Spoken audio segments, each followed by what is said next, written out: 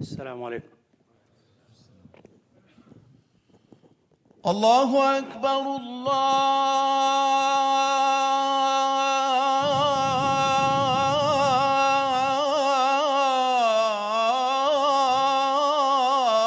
الله أكبر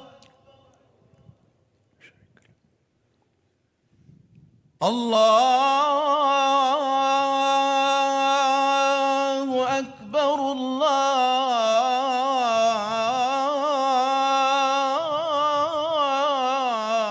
الله أكبر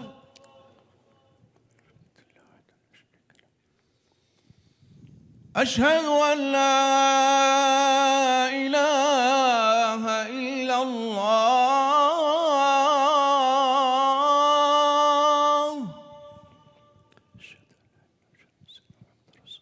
أشهد أن لا إله إلا الله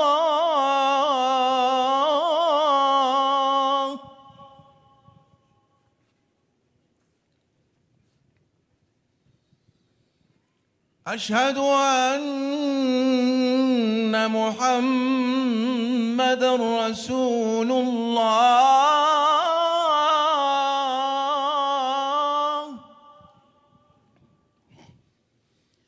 أشهد أن محمدًا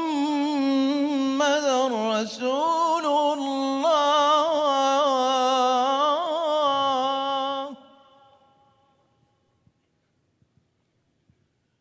حي على الصلاة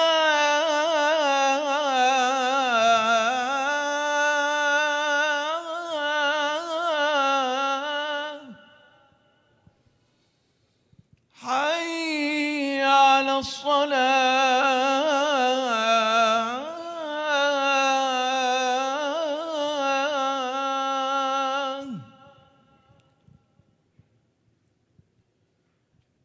حي على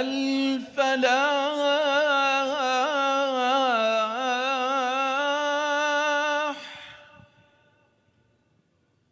حي على الفلاح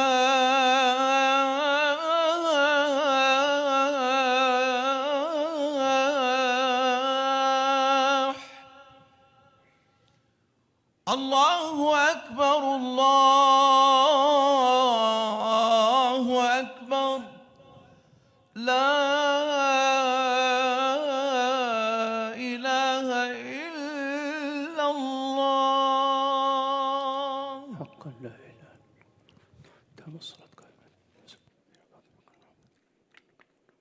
إن الحمد لله نحمده تعالى ونستعينه ونستهديه ونعوذ بالله من شرور أنفسنا ومن سيئات أعمالنا. من يهده الله فلا مضل له ومن يضلل فلا هادي له، وأشهد أن لا إله إلا الله وحده لا شريك له، وأشهد أن سيدنا محمدًا عبده ورسوله بلغ الرسالة وأدى الأمانة ونصح للأمة وجاهد في الله حق جهاده. وارض اللهم عن الصحابة والتابعين وتابعيهم بإحسان إلى يوم الدين. Dear brothers and sisters, Assalamu alaikum wa rahmatullahi wa barakatuh. And before I start the khutbah, I noticed that there is a aza here, there's a janazah, so may Allah Azza wa Jal have mercy on the deceased. Allahumma aghfir lahu warham. Allahumma إن كان مسيئا فتجاوز عن سيئاته وإن كان محسنا فتقبل إحسانه يا رب العالمين. اللهم آمين. The topic of the khutbah today, the title is new, but the subject I've been speaking about it for a whole year, and it's definitely related to the events in Syria and Gaza, but it's more focused on our situation here in America. Brothers and sisters, we are very emotional people.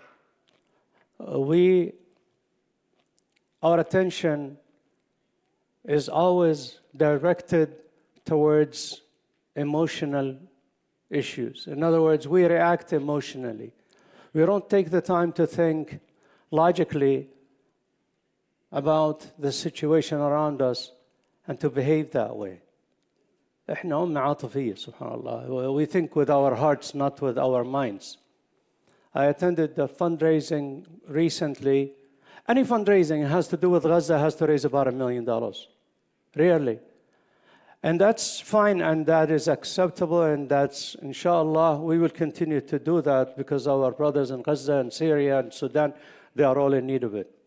But what seems to be missing from this equation is our needs here in America. And we have needs that many of us are unaware of. Years ago, I brought up the issue of, for instance, the sisters who are being mistreated, domestic violence. I spoke about the need to support Wafa House, for instance, and I still do. These are issues that are not as exciting to many of us as speaking about Gaza, but they are just as important, if not more important. And it is our responsibility, and it is my responsibility personally as a khatib to bring your attention to such issues. So in the start, I'd like to congratulate our brothers and sisters in Gaza for standing their grounds and for defending the honor of the Muslim Ummah. They defended the honor of 2 billion Muslims worldwide, who otherwise would be a bunch of losers. They stood their grounds, they defended themselves, they sacrificed themselves and their children, their wealth, their homes. We see now the videos are coming, how much devastation there is. May Allah Azza wa Jal accept their sacrifice. Allahumma taqabbal minhum ya Rabbal Alameen. ولا تضع لهم أجرا اللهم تقبل شهداءهم واشف جرحاهم ومرضاهم يا رب العالمين. Same thing in Syria. Our brothers in Syria, ya ikhwa, sacrificed more than anything that I can think of in recent history, except maybe going back to Algeria from 1830 to 1960. More than 1 million shaheed. More than 1 million shaheed. And 9-10 million dispersed all over the world. That's a very heavy price to pay. And I spoke about these two issues. And I wanted to bring your focus and your attention to the fact that both conflicts, and for that matter, any conflict, including the one in Sudan, is about one thing and one thing only. And that is attaining freedom. كل هذا الكفاح من أجل الحرية. It's all to have freedom. It's not about real estate. It's not about land. Wallahi, if the people of Gaza asked for a land 100 times more than Gaza, somewhere else, in Sinai or in Jordan or wherever, they would have been given it. They were promised to be the Singapore of the Middle East. They were told, we'll give you billions of dollars. The numbers ranged from 50 billion to even higher, to Ismail Hani and others, and they refused. So it's not an issue of land. This is an issue of freedom. And that's the main focus of just about every khutbah that I've given recently. But there is also a debate going on whether this was a victory or not. There are some people who must have a verdict at the end. It's like if they're watching a football game, who won and who lost. They don't feel comfortable until they know who won and who lost. And you hear the debate going on social media. Was this worth it? Was it, especially in some stations that are directed by the governments of their countries. Was it worth it? And here I like to bring your attention to Surah Al-Fath. أعوذ بالله من الشيطان الرجيم. إنا فتحنا لك فتحا مبينا ليغفر لك الله ما تقدم من ذنبك وما تأخر. And then what? وينصرك الله نصرا عزيزا. Allah Azza wa Jal named Sulh al-Hudaybiyah, which was a treaty, was an agreement between the Prophet ﷺ and Quraysh. At the end of the 6th year of the Hijjah, the 6th year of Dhul Qa'dah of the 6th year. In that month, the Prophet ﷺ marched to Mecca to do the pilgrimage, and they stopped him, and he made a treaty with them to avoid war. The treaty didn't last even 2 years. Quraysh broke the treaty in the 8th year. But Allah called it victory from the beginning. The Sahaba, and you heard the story 150 times, the Sahaba were angry, especially Sayyidina Umar. They thought it was a loss. But Allah Azza wa Jal called it Nasran Aziza. Considering what? not considering the facts at the time of the agreement, but considering what is to come afterwards. So, ya ikhwa, we need to realize that this entire universe that we live in is under the command and control of Allah Azza wa Jal. Nothing happens in this world that Allah is unaware of, wal-'iyadhu billah. Nothing. So what we know from what's going on around us has the appearance of a loss. Tens of thousands of shuhada, 20,000 children, 80% of the homes destroyed. How can anybody call that a victory? Considering what is to come, it could be the biggest victory the Ummah has seen in hundreds of years. But since we don't know the ghaib, يا إخوة, نحن لا نعلم الغيب. لو كنت أعلم الغيب لاستكثرت من الخير. Rasul sallallahu alaihi wasallam said, if I knew ghaib, if I knew the unseen, I would do a lot of good stuff. So here, bear in mind that our duty is to do our job and leave the rest to Allah Azza wa Jal. Allah will take care. If Allah called al-Hudaybiyah Nasr, then this could be Nasr, except that we are unaware of all of details and ramifications. And I'm sure your Sheikh Qatanani, our Sheikh, has discussed this more than once before. So I'm just touching on it just by way of mentioning. What can we learn from this experience? There is a lot of lessons that can be learned. Wallahi, there will be books, there will be PhD dissertations, there will be studies made about the war in Gaza for generations to come. But just by being a casual observer, I'm here for 50 years, many of you are, and looking at the situation from here, a few things come to my mind. And some of them I mentioned earlier, so bear with me if I'm mentioning them again. Number one, Abdurrahman al-Kawakibi, again, I keep using Abdurrahman al-Kawakibi because, he spoke about the subject of tyranny, al-istibdad, in a very eloquent way about 100 years ago, and it's still appropriate today. He said, الأمة التي لا تعرف قيمة الحرية لا تستحق الحرية. No, let me repeat it. الأمة التي لا تعرف خطورة الاستبداد لا تستحق الحرية. An ummah that does not know the danger of tyranny, despotism, tyranny, الاستبداد لا تستحق الحرية. And wallahi, ya ikhwa, that could be the title of my khutbah today.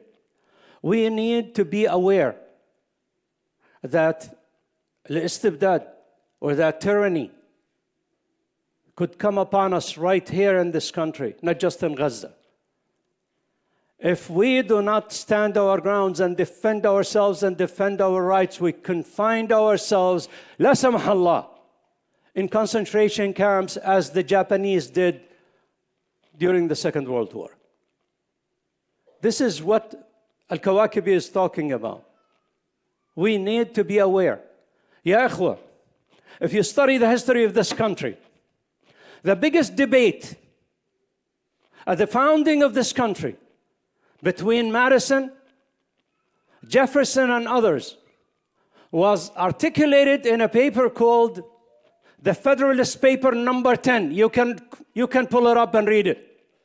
And the entire discussion in Federal Paper number 10 is about a topic that is in the heart of what I'm talking about today. It's called the tyranny of the majority. The tyranny of the majority. The biggest fear the smaller states had was that the bigger states will usurp their rights and would render them second-class citizens. And they would not agree to become part of this country almost 300 years ago until they were given assurances in the Constitution, in the structure of the government, that their rights will be preserved. Why do you think each state has 2 senators? Even a state that's as big as Passaic County. You look at Wyoming and small states with 500,000 people. We have counties in New Jersey that have more than 1 million, because those states wanted to have as much say in the major decisions of this country as the big states. But unfortunately, many of us came here as adults and we didn't get a chance to study American history, so we don't realize how sensitive this issue is. The issue of us preserving our freedom is so important. As much as it was important at the time of Abdurrahman al-Kawakibi, it's still important today. So the question here is, how do we protect ourselves from tyranny? There are several steps. I'll mention 3 today briefly because the time doesn't allow. Number 1, يا إخوة, we need to despise بالعربي يعني زي مقت. رب العالمين يقول كبر مقتا عند الله. المقت قمة الكراهية. ولا لا يا شيخ؟ قمة الكراهية, the highest. In English, the word I can think of is despise. You don't hate tyranny, you despise it with every fabric of your body. How do you do that? I mentioned to you recently that Malik ibn Nabi, I love Malik ibn Nabi. He's like the new Ibn Khaldun. He said he was in a position, 1948, he was in a position similar to our children's position in this country. He would come to the masjid, listen to the shuyukh talk about Islam and honor and dignity and all of these good things. And then he would go to the Franco schools and they would teach him about modernity, al-hadatha, and how to be modern and productive and everything. He was so confused because his country was still under occupation. Algeria was still a French colony. Where did he learn about the colonizer? Where did he learn about how the French killed 9 million of his people? He learned it from his grandmother. Yes, from his grandmother, seating him and teaching him. He says in Arabic, علمتني جدتي بشاعة الاستعمار. She taught me the viciousness of tyranny, of colonialism. So this is step number 1. Ya akhwa, wallahi, I remember, and I said it before and I'll say it again. I remember my mother, rahimahullah, when we were 6, 7, 8 years old, sitting us down. She was born in 35, so in 1948, she was aware. She was 13 years old. She knew what was going on around her. She would sit us down and tell us about the vicious crimes of the apartheid state while it was being established. How they used to drop barrel bombs on our villages in Palestine. And then, of course, there is our brothers from Deir Yassin, some of them eyewitnesses still alive today, telling us what happened in 1948 and how they went into Deir Yassin and massacred everyone. These stories, ya ikhwa, are not being taught in schools. They will not. If you mention them on social media, you get shadow banned, you get shut down, your account will get shut down. They are attacking it, even Muslim countries, ya ikhwa. The education system in countries like Jordan, Egypt, Saudi Arabia, all the Arab countries, it's being cleansed. It's being whitewashed. The history of Palestine is being erased. Who is for Palestine and the history of Palestine if it wasn't for you and me teaching our children and grandchildren about Palestine? That's how you make people despise and dislike and, yes, hate the colonization of Palestine and Syria and all the Arab countries who are still colonized to this day. You have to pass it on to your children. If you're a Kashmiri, tell them about the history of Kashmir. Tell them what happened in 1947. Tell them about the million martyrs that were killed on the way from India to Pakistan. If you're a Palestinian, if you're Algerian, your children need to know that this France, that they speak its language to this day, that France killed 9 million Algerians. Entire tribes wiped out. That's how you make them despise and dislike colonialism. We are not hateful people. We are very forgiving. Way, way more than we should be.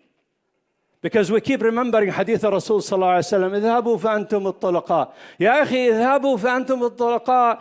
Go, you are free, as the Prophet said to Quraysh, is appropriate at certain times and inappropriate at other times. When it's not appropriate, it's when our rights are still not gained.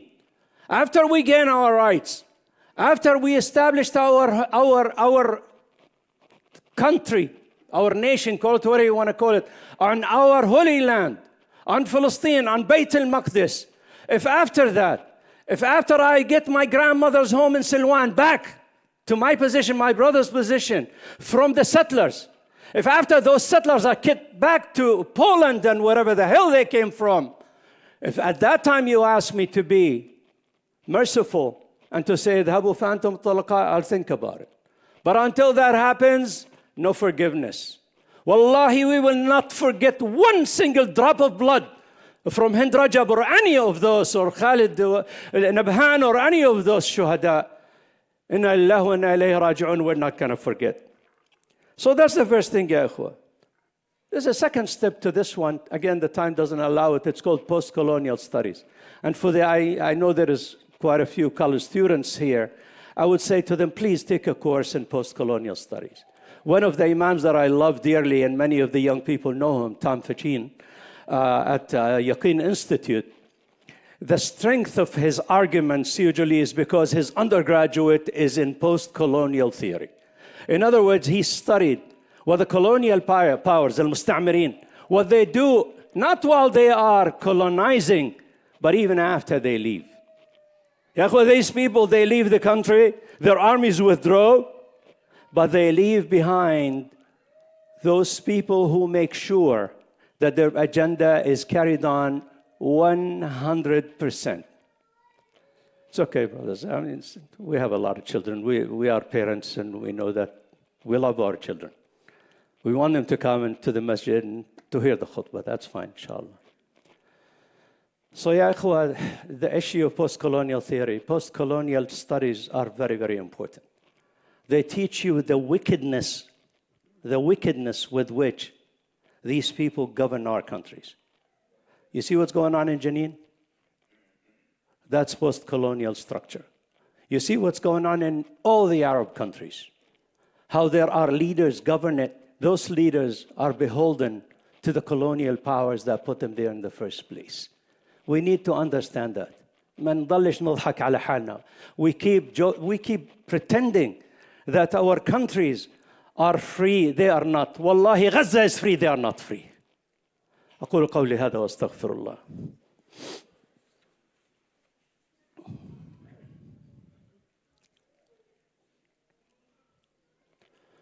Alhamdulillah, wassalatu wassalamu ala rasulillah wa ala alihi wa sahbihi wa man wala. The second step, so the first one is to despise tyranny. Second step is to love freedom.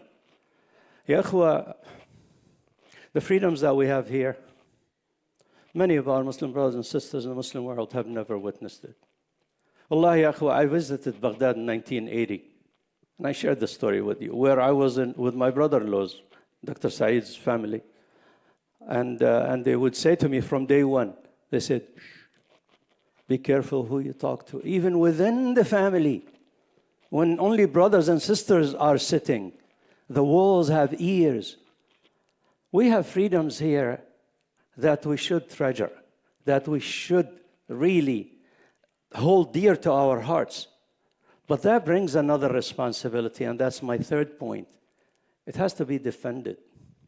Malik ibn Nabi says, Al-Islam la yahtaj man yudafi' anhu. Allah Azza wa Jal says, Inna nahnu nazzalna dhikra wa inna lahu al-hafidhin. Wallahi, if Islam depended on us to defend it, it would have been over a long time ago. It would have perished. Allah Azza wa Jal promised to preserve this deen.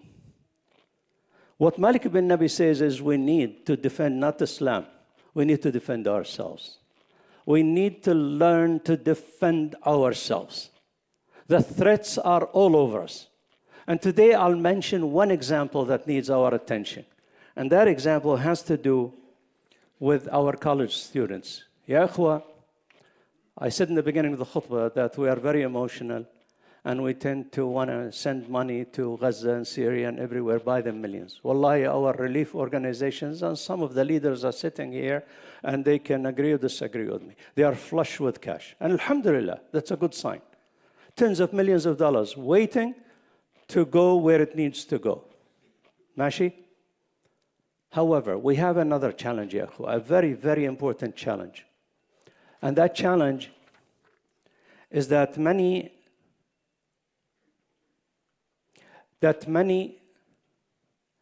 of our brothers and sisters who took a position during the war on Gaza, they either demonstrated or they wrote a post or something or another. Many of them are being criminalized. Many of them were driven out of their schools. Okay? And that's very, very serious. These young men and women, if they do not get support from our centers, from our communities, I'm talking about not just lip service, but material support. If we do not reach out to them, to their MSAs in the universities where they are, and say, come here, what do you need? And then we huddle together and we figure out how to support them, how to hire first grade, top grade attorneys, and we have them in our community to go with them. And their hearings in front of their boards and whatever boards they have, so that they can feel represented and supported. Ya ikhwa, they go against a person from the other side. The person from the other side comes with an entourage, with an army of people. Lawyers and community leaders and religious leaders. You look and it's like, whoa, what is this? It's almost like a hearing in Congress. And then you look at our young boy or girl who simply walked out from school and she is being cited for criminal misconduct. Are you kidding me? Our kids are going by themselves. For them to be able to feel represented, we as a community have to stand by them. It is wonderful that we support our brothers and sisters overseas, but we cannot forget the sacrifices of our brothers and sisters, especially the young ones right here. Otherwise, the next time there is a flare-up anywhere, if you don't see our brothers and sisters in the front lines with their kufiyas and their flags, and if you don't see them there, don't blame them. Blame us for failing them. I hope we don't. Jazakum Allahu khairan. Wassalamu alaikum wa rahmatullahi wa barakatuh. Before I finish the khutbah, Sheikh Mohammad Al-Ajami just passed me a note that says that he came from Texas. Ahlan wa sahlan fik ya Sheikh, hayakallah. After the second khutbah. طيب. الحمد لله والصلاة والسلام على رسول الله. اللهم انصر الإسلام وأعز المسلمين وأعلي فضلك كلمة الحق والدين ووفقنا لما تحب وترضاه يا رب العالمين. اللهم يا رب من أراد بالإسلام والمسلمين خيرا فوفقه إلى كل خير، ومن أراد بالإسلام والمسلمين سوءا فخذه أخذ عزيز مقتدر.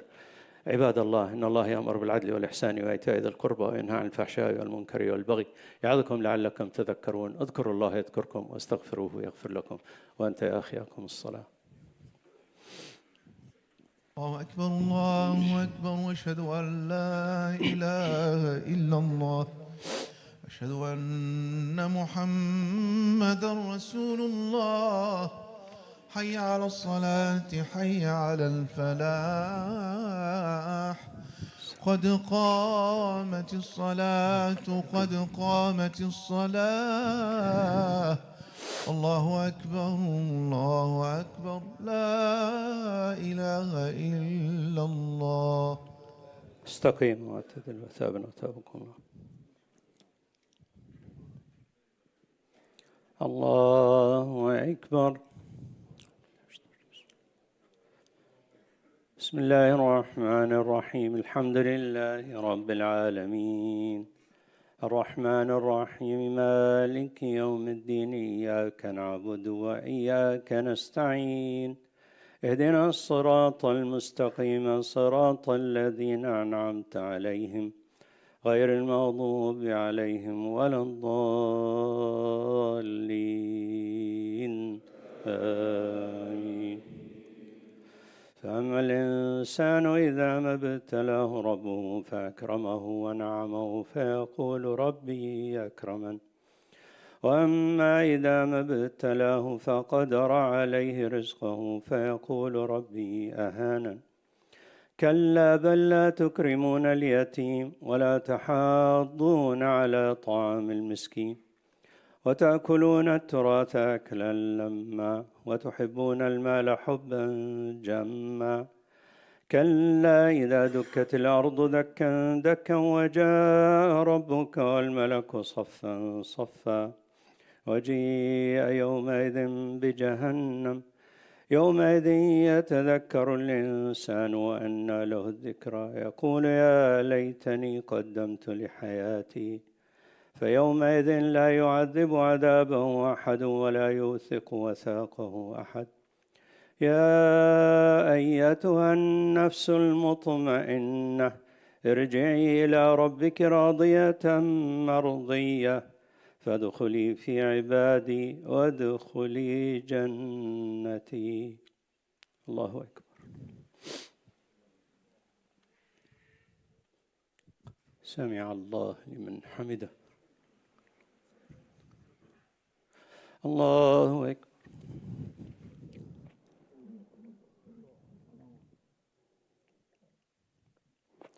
الله أكبر.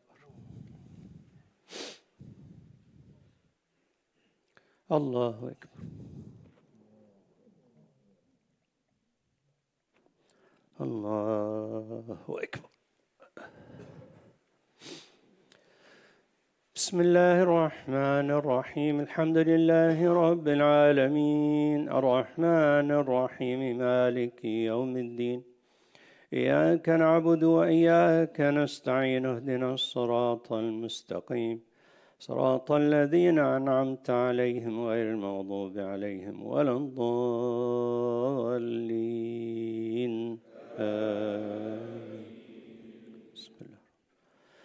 والعصر إن الإنسان لفي خسر إلا الذين آمنوا وعملوا الصالحات وتواصوا بالحق وتواصوا بالصبر. الله أكبر. سمع الله لمن حمده. الله أكبر.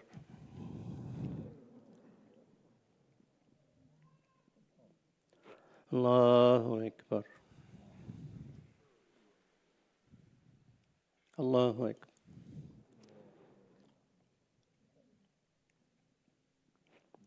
الله أكبر.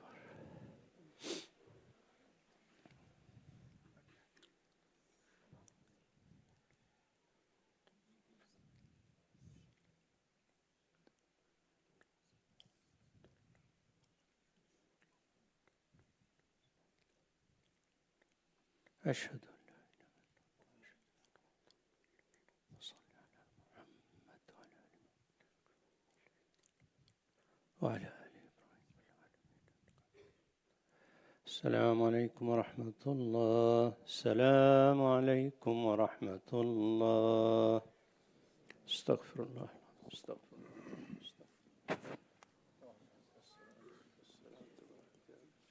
Assalamu alaikum wa rahmatullah, brothers and sisters. May Allah accept your salah and your dua. Jazakallah khair, Akhi Mohammad Abbasi, for this beautiful khutbah.